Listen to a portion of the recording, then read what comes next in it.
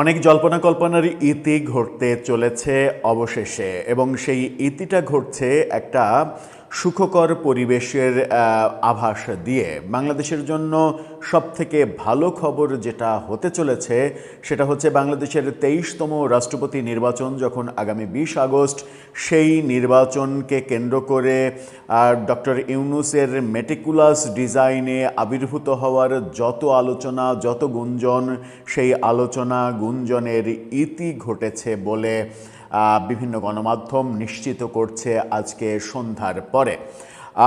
রীতিমতো breaking news এটা হতে পারে। ডক্টর ইউনূসের আর রাষ্ট্রপতি হওয়ার কোনো সম্ভাবনা নেই, এবং বিএনপি রাষ্ট্রপতি হিসেবে তাদের সব থেকে পরীক্ষিত নেতাকেই বেছে নিয়েছে। ওদিকে জামাত রাষ্ট্রপতি ক্যান্ডিডেট হিসেবে নাম ঘোষণা করেছে, যে আলোচনাটা আমরা সকালেই করেছিলাম। কিন্তু সকালে বিএনপি একটা কনফিউশন তৈরি করেছিল নির্বাচন কমিশনে তাদের উপস্থিতির মাধ্যমে। সন্ধ্যার পর সেই কনফিউশনটা দূর হয়ে গেল বলে দাবি করছে গণমাধ্যম। চলুন শেষ পর্যন্ত 23তম রাষ্ট্রপতি যিনি হচ্ছেন তার ব্যাপারে বিএনপির সিদ্ধান্ত, কিংবা বর্তমান প্রধানমন্ত্রী তারেক রহমানের সিদ্ধান্ত কী, সেটা একটু বুঝে ওঠার চেষ্টা করি এই ভিডিওতে। থাকবেন পলিটিক্স টিভির নিয়মিত আয়োজনে।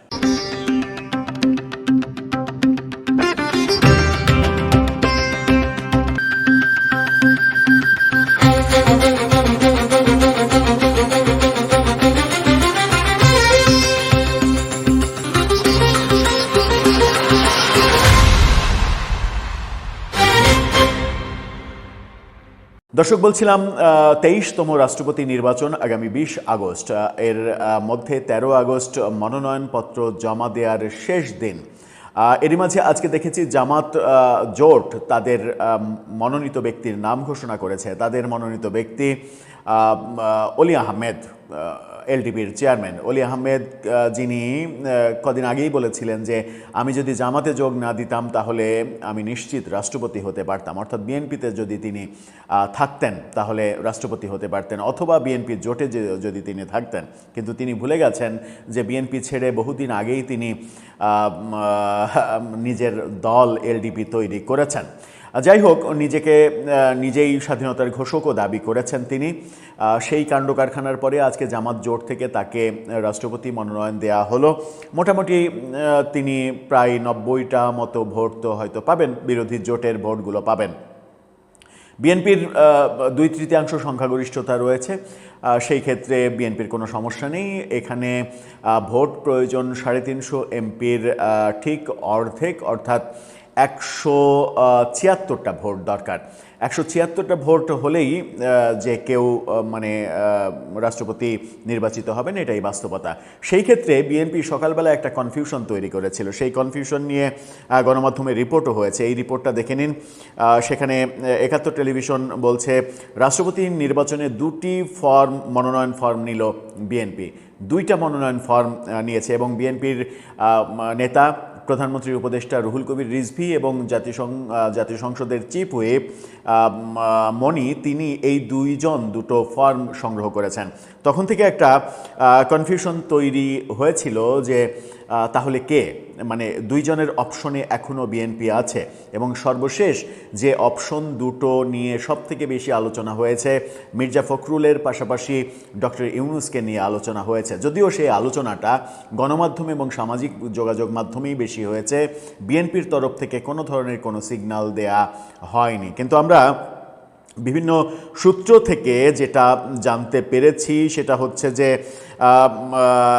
ডক্টর ইউনূসের সুযোগ সামান্য একটু অবশিষ্ট ছিল। কারণ হচ্ছে মার্কিন যুক্তরাষ্ট্রের যে ডেমোক্রেট দল এবং সেই ডেমোক্রেট দলের প্রভাবশালী নেতাদের সুপারিশ, এবং তারা জাতিসংঘ হয়ে জাতিসংঘের প্রভাবশালী ব্যক্তিদেরকে দিয়ে বাংলাদেশকে প্রভাবিত করার চেষ্টা অব্যাহত রেখেছে, এরকম তথ্য আমরা পাচ্ছিলাম। এবং এই তথ্য যখন পাচ্ছিলাম তখন পর্যন্ত মনে হচ্ছিল যে ডক্টর ইউনূস শেষ পর্যন্ত, আমরা যদি 13 তারিখে মনোনয়নপত্র জমা দেয় বিএনপি, তাহলে শেষ মুহূর্তে গিয়ে ডক্টর ইউনূসের নামে মনোনয়নপত্র জমা দিলেও অবাক হওয়ার কিছু থাকবে না। কিন্তু আজকে মানে বিএনপি দলীয় একজন মানে বলিষ্ঠ নেতা, যদিও এখন বিএনপির রাজনীতির সঙ্গে অতটা ঘনিষ্ঠভাবে জড়িত নন, একসময় মানে সাবেক নেতা বিএনপির কদিন আগেই যিনি মারা গেছেন, ইহলোক ছেড়েছেন, বেগম খালেদা জিয়া, সাবেক প্রধানমন্ত্রী, তার রাজনৈতিক সেক্রেটারি না কি যেন একটা খুবই গুরুত্বপূর্ণ পদে ছিলেন মোসাদ্দেক হোসেন ফালু, তার যে টেলিভিশন চ্যানেল এনটিভি নিশ্চিত করছে বিএনপি এবং বিএনপির প্রধান তারেক রহমান এবং বর্তমান সরকারের প্রধান তারেক রহমান তিনি সিদ্ধান্ত নিয়েছেন রাষ্ট্রপতি কে হবেন, এবং সেই সিদ্ধান্ত হচ্ছে মির্জা ফখরুল ইসলাম আলমগীর, তিনিই হতে যাচ্ছেন বাংলাদেশের 23তম রাষ্ট্রপতি। এনটিভির এই শিরোনামটা দেখে নিন, রাষ্ট্রপতি পদে মির্জা ফখরুলকে বেছে নিল বিএনপি, অর্থাৎ ডেফিনিট নিউজ দিচ্ছে এনটিভি। এছাড়া আরও একাধিক গণমাধ্যমে এই খবরটা চোখে পড়েছে। এনটিভি বলছে দেশের 23তম রাষ্ট্রপতি হিসেবে নির্বাচনের জন্য বিএনপির মহাসচিব মির্জা ফখরুল ইসলাম আলমগীরকে মনোনয়ন দেওয়ার সিদ্ধান্ত নিয়েছেন দলটির চেয়ারম্যান এবং প্রধানমন্ত্রী তারেক রহমান। বিএনপির এক জ্যেষ্ঠ নেতা এই তথ্য এনটিভিকে নিশ্চিত করেছেন আজকে। বিএনপির একাধিক সূত্র বলছে দলটির নীতি নির্ধারণী পর্যায়ের নেতারা রাষ্ট্রপতি পদে মির্জা ফখরুলকেই চাইছেন। এই ব্যাপারটা, অর্থাৎ মানে নিউজে অনেক কিছু লেখা আছে, অনেক কিছু পড়ার তো আর প্রয়োজন নেই। প্রধানমন্ত্রী সিদ্ধান্ত নিয়েছেন এবং সেই সিদ্ধান্ত বিএনপির জ্যেষ্ঠ একজন নেতা, হয়তো নাম প্রকাশ করেননি তিনি, কিন্তু সেটা এনটিভিকে নিশ্চিত করেছেন যে মির্জা ফখরুলই প্রধানমন্ত্রীর চয়েস এবং তিনি অলরেডি মনোনয়ন দিয়ে দিয়েছেন তার, এবং যে মনোনয়নপত্র তোলা হয়েছে সেই মনোনয়নপত্র তার নামেই জমা দেয়া হবে। এটা একটা ভালো খবর, এটা বাংলাদেশের জন্য গত 6 মাসের মধ্যে অন্যতম একটা ভালো খবর।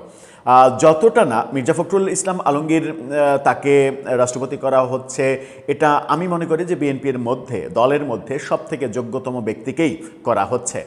বিএনপির দীর্ঘ সময়ে যখন মানে 17 বছর তারেক রহমান নির্বাসিত জীবনযাপন করেছেন, সেই সময় বিএনপিকে মানে একটা দীর্ঘ সময়, সর্বশেষ মহাসচিব হওয়ার পর থেকে দীর্ঘ সময় বিএনপিকে দেশের মধ্যে, দূর দেশ থেকে তারেক রহমান, কিন্তু দেশের মধ্যে যেহেতু খালেদা জিয়া একদিকে জেলে আর একদিকে অসুস্থ, কোনো রাজনৈতিক কর্মকাণ্ড করতে পারছিলেন না, তখন মির্জা ফখরুলই কিন্তু দলটাকে ঐক্যবদ্ধ রেখেছিলেন এবং টিকিয়ে রেখেছিলেন।